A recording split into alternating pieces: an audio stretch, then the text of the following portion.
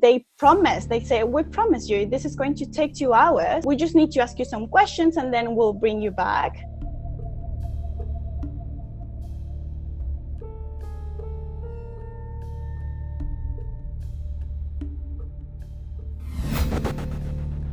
I was working as a program director in an educational NGO in Venezuela, and we were actually working with vulnerable young communities in Caracas to empower them and change their mindset about themselves and their own lives. And while we were doing that, we were targeted by the Venezuelan government as a rebel group against their policies, and then they started criminalizing not just myself but my entire organization.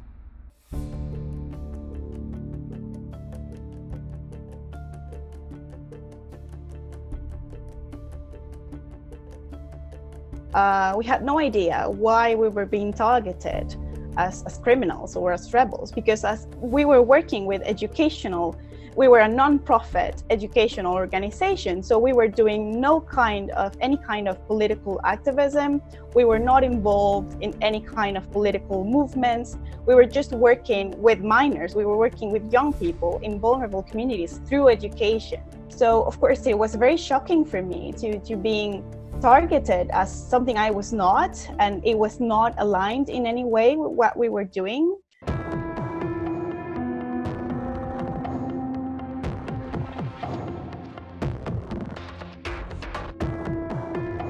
Without any arrest order, without any warrant order, they came into my house, they took photos of everything, and then they took me. They didn't allow my mom to come with me. And they say, we promise you, this is going to take 2 hours. We just need to ask you some questions and then we'll bring you back.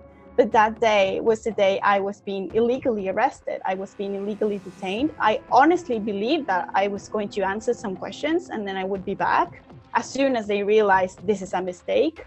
But then that was the first day of me being in prison for 4 months.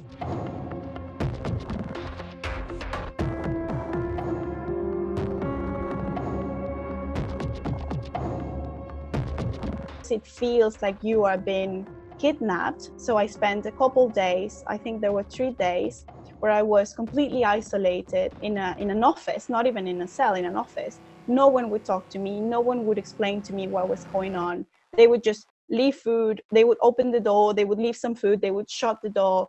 So it was very nerve-wracking and frightening, just being completely isolated, not knowing if it's day or night, not knowing what time is it, not knowing how much time has passed.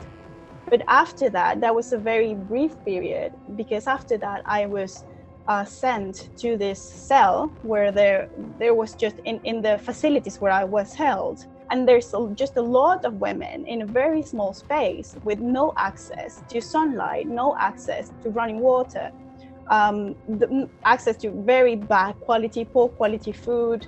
We had no opportunities to just do any kind of physical activity. So I was confined to a very small space.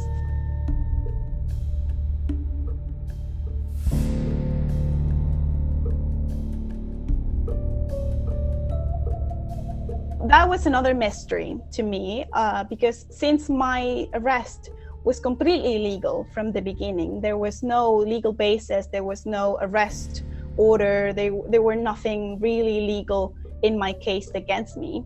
So my conditional release was also highly irregular. So it was not meant to be following the legal procedures, it was rather a political decision. And that is actually where I am standing right now, is that my case is not yet over. There is still an ongoing procedure, mostly political procedure, against me and against my organization.